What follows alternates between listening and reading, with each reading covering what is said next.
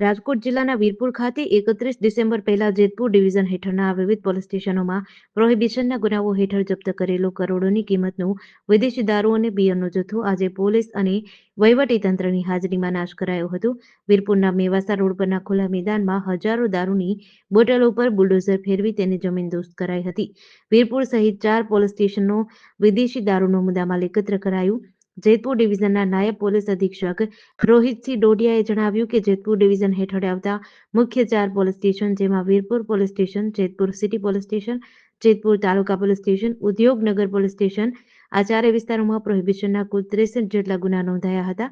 જેમાં પકડાયેલા દારૂના જથ્થાની કુલ બોટલની સંખ્યા 22,588 નંગ, અંદાજિત કિંમત ₹2,11,97,399 રૂપિયાનો દારૂનો જથ્થો ઉચ્ચ અધિકારીઓની હાજરીમાં કાર્યવાહી કરવામાં આવી હતી.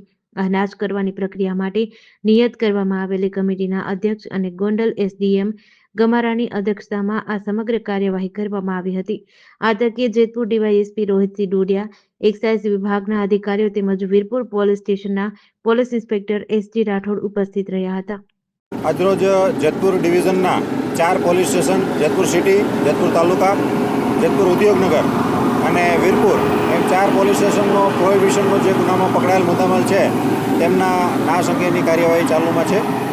આ કમિટી છે એના અધ્યક્ષ એસડીએમ શ્રી ગમારા સાહેબ, અત્રેથી હું તેમજ એક્સાઇઝ વિભાગના અધિકારી તેમજ દરેક પોલીસ સ્ટેશનના પીઆઈ તેમનું જે મુદ્દામાલ ટોટલ છે 22,588 બોટલ જેટલી, જેની કિંમત 2,11,97,399 જેવી થાય છે.